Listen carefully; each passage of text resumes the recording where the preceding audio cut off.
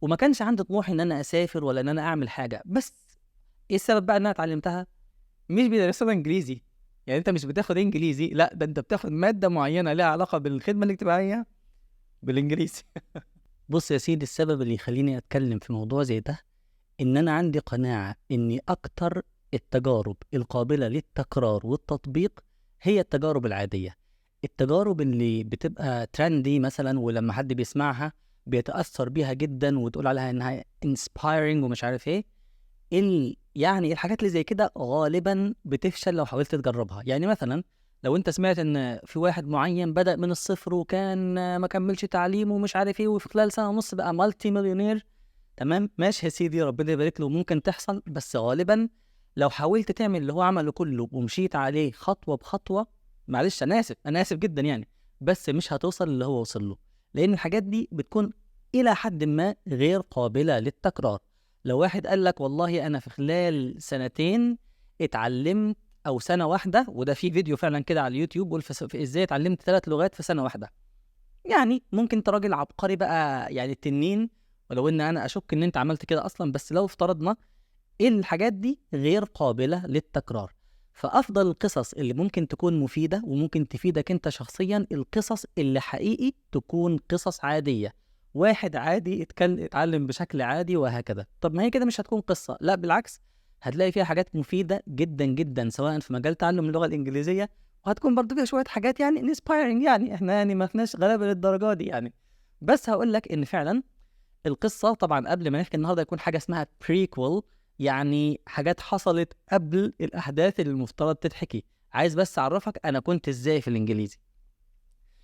فقصة من واحد كان خلينا نقول أبيض يعني إلى حد ما، يعني أبيض في الإنجليزي.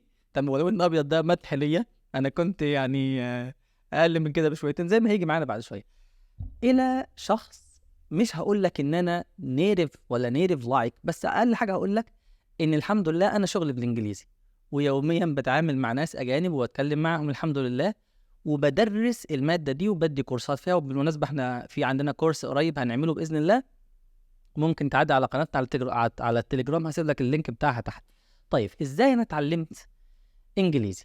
اول حاجه عايز اقولها لك البريكول بقى، الحاجات اللي حصلت قبل الاحداث بتاعتنا، ان حقيقه يا اخوانا وبجد ومن غير يعني مبالغات انا كان من اكتر المواد اللي بكرهها ايام الدراسه، ايام الثانوي والحاجات دي، الانجليزي والعربي. وسبحان الله ما كنتش متخيل ان انا ممكن احب حاجه زي الانجليزي والعربي فيما بعد. العربي بالمناسبه طبعا النهارده مش هتكلم عن العربي، ولا هتكلم غالبا، يعني ممكن لو جت فرصه نتكلم عنه. بس انا في اللغه العربيه درست عربي لمدرسين عربي، وكان في بعض يعني مره مدرس عربي صاحبي كان عايز يدي خطاب كده في مناسبه معينه، فجاب لي الخطاب كتبه لي وانا اللي حطيت له عليه الفتحه والضمه والكسره وحاجات زي كده. وكان في مدرسين عربي بيجي يسالوني على حاجات في العربي، بحبه جدا جدا جدا جدا يعني.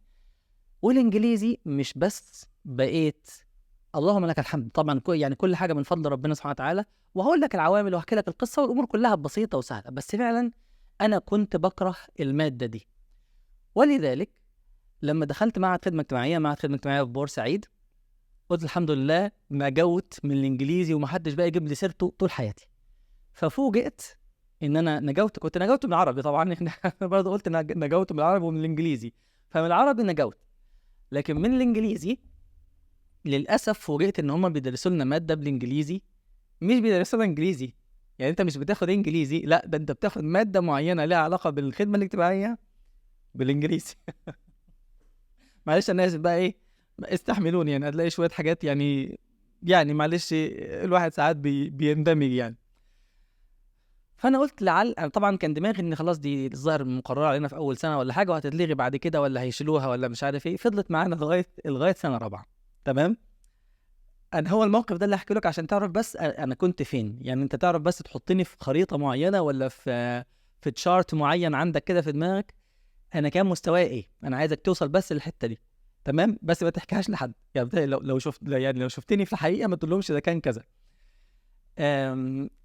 انا عشان ما بحبهاش مش عايز اذاكرها. انا في الطبيعي اصلا مش بحب اذاكر، يعني انا في كل يعني السنوات الدراسيه بتاعتي، انا المذاكره بالنسبه لي مش احسن حاجه ممكن تعمل في الحياه. يعني انت لو قعدت كده ابحلق في السقف، اتامل في السقف من غير ما اعمل اي حاجه، انا بالنسبه لي ده احسن بكتير من ان افتح كتاب. بسم الله. المهم يعني اشتريت مذكره بتاعت، قلت مش هذاكر الكتاب كله، مش اشتريت مذكره وحاولت ان انا افتحها ابص فيها. فعلا مش متقبل الامتحان بكره ومش متقبل. فتاني يوم، وانا طبعا انا كنت ساكن في بور فؤاد، وركبت المعديه عشان اروح بورسعيد عشان امتحن. فانا قاعد في المعديه قلت لنفسي طب انت راجل مش هتذاكر، ماشي، ما حدش هيجبرك يا عم على المذاكره، مش مشكله، لكن اقل حاجه افتح المذكره بتاعتك دي وبص فيها. تمام؟ يعني انت اشتريتها ليه؟ ما كنتش تشتري، مش عايز تذاكر ما تشتريهاش.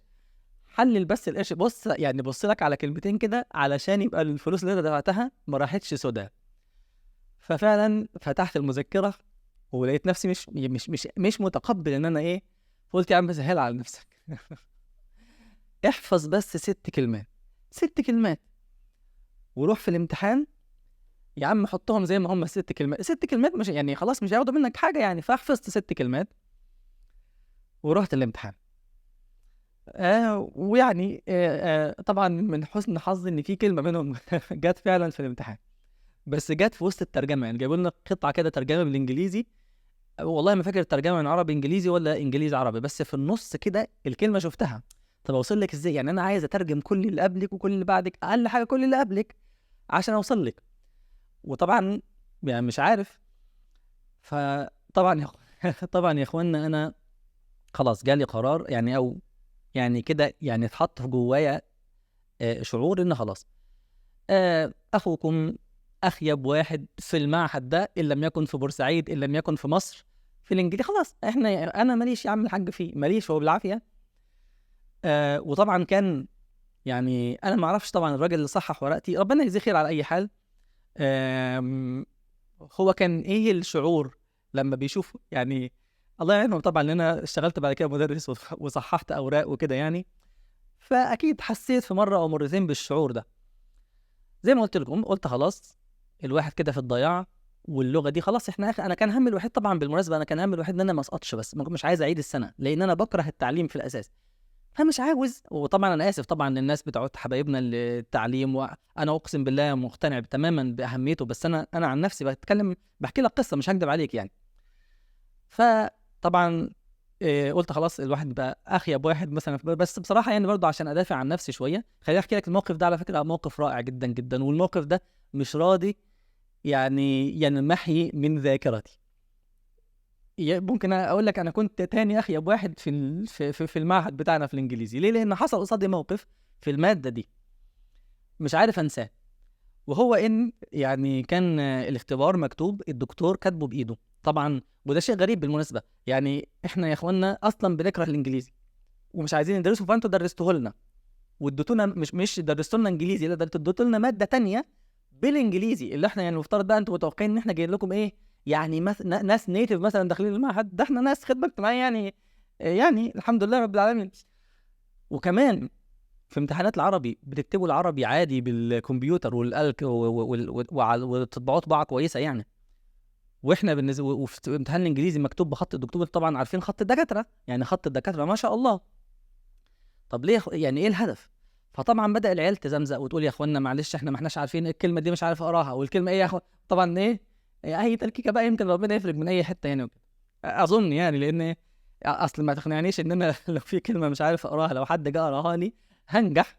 يعني لو حد جه قراها لنا هننجح. فالناس بدات طبعا وبداوا مش عارفين يسيطروا على اللجنه، ويا اخوانا حلوا لنا يا هاتوا لنا حد، ايه الخط ده وايه الكلام ده. فالمهم علشان يعني يشوفوا ايه المشكله، فجابوا لنا واحده مش فاكر بقى هي كانت دكتوره ولا كانت معيده ولا كانت ما اعرفش ايه يعني وطبعا انت عارف الناس اللي زي كده بتكون ليها هيئه كويسه كده وبتتكلم باسلوب راقي شويتين عشان تيجي جايه تقرا الجهله اللي هم مش عارفين يقروا يعني. فقالت لهم ايه يا اولاد ايه الكلمه مش عارفين تقروها فكل واحد قاعد يقول لها دي ودي المهم ايه. طبعا الحل كده بالنسبه لها انها تقعد مع كل واحد مش بقى تقرا له تحل له الامتحان. فعلشان تخرج من المأزق ده قالت لهم بصوا كل واحد ينقي كلمه، هي كلمه لا لو قاعد هو ده حقيقي. طبعا هو ده بصراحه لو انت حطيت نفسك مكانها، هي علشان كل واحد تقرا له عدد الكلمات اللي هو مش عارفها ده موال كبير. فقالت لهم كل واحد يختار كلمه. ففي واحد قال لها دي بعد اذن حضرتك. طبعا هي لما راحت بصت، هو ده الموقف اللي مش قادر يفارق مخيلتي، لان هي طبعا اول ما بصت كده في ورقه الواد، ف نسيت بقى الهيئه والمنظر ومش عارف ايه والدكتوره ومش عارف ايه، وقالت له يخرب بيتك. طبعا انا اظن ان انا ما سالتش اصلا يومها، على قلت احسن تقول لي كده. قالت له يخرب بيتك، دي سوشيال. الموقف ده طبعا كلمه سوشيال يا اخوان دلوقتي احنا عارفينها، دلوقتي كلمه معروفه زي كلمه اللي هي السوشيال ميديا ومش عارف ايه والكلام ده، وسائل التواصل الاجتماعي. بس اصلا بعيدا عن ان الماده اللي احنا بندرسها اصلا اسمها سوشيال ورك اصلا، يعني انت اصلا حتى ما قريتش اسم الماده. المعهد بتاعنا اصلا اسمه سوشيال ورك، معهد خدمه اجتماعيه، ذا هاي انستتيوشن اوف سوشيال ورك. فانت البعيد لو انت عديت جنب المعهد، مش لو ذاكرت لو دخلت من الباب المفترض انك تكون عارفها. فايه الست يعني من الصدمه بتاعتها قالت له يخرب بيتك دي سوشيال. طبعا انا ساعتها قلت ايه، احسن تسال عن حاجه احسن تسال عن حاجه تطلع يعني في اسم المعهد يا رعرة. فما سالتش، اظن ان انا ما سالتش يومها. وطبعا يعني دي دفعه ليا ان انا ما كنتش اخيب واحد على الاطلاق، يعني كان في واحد اخيب مني. وبعد كده بفتره طويله جدا، وفعلا انا كنت مقتنع ان انا بعيد جدا عن الانجليزي. انا حتى لما كان مره مثلا وكنت يعني كنت بدرس قرآن وفي بنت قالت لي يا مستر سليبري وقع. سليبر اللي هو الشبشب يعني. بس انا قلت إيه اللي وقع؟ انا قلت في حاجه حصلت. وطبعا انت عارفين المصريين بيقولوا سليبري وقع بيقولوا كده، هو يعني بيحط العربي على الانجليزي على اللكنه بتاعته ويروح رميهم في وشك. ففي الاخر خلص لقيت امها بتضحك تقول لي الشبشب بتاعها بس وقع. تمام. ف وطبعا يعني ليا حوارات كتير مع القصه دي. فانا كنت مقتنع ان فعلا انا يا ابن الناس انت من طريق، واللغات كلها من طريق. الله يسهل لكم. لا يعني انا مادام انا الحمد لله بتكلم عاميه مصريه ومكفي نفسي بيها، وربنا بيحل لنا ايه مشاكلنا. ولكن out of nowhere قلت انا عايز اتعلم انجليزي. وكان ساعتها اولا كنت شغال الحمد لله، ما كنتش يعني بدور على شغل ولا حاجه. كنت موظف كنت مدرس في الازهر. انا سبت الازهر دلوقتي يعني، لكن اقصد ان انا ايامها كنت مدرس في الازهر. وما كانش عندي طموح ان انا اسافر ولا ان انا اعمل حاجه. بس ايه السبب بقى ان انا اتعلمتها؟ ان شاء الله في المره الجايه هنناقش الموضوع ده وهنتكلم عن الموضوع ده. ويعني لو كلام كان جاي بشكل طبيعي بقى، لو ضايقك ولا حاجه قول. طبعا لو عندك اي سؤال تساله لي تحت، ان شاء الله هرد عليك في الحلقات الجايه. هخليها كده زي مجموعه حلقات من خلالها هنتعرف عن قريت ايه وذاكرت ايه وعملت ايه في الانجليزي. وان شاء الله انا مش هدفي برضو انها تكون حاجات ممله. فلو عندك اي تعليق او اي تعديل او عايز نضيف حاجه او نقص حاجه، انت بس اكتب تحت، امر تحت يا باشا، وان شاء الله هعمل لك اللي انت عايزه.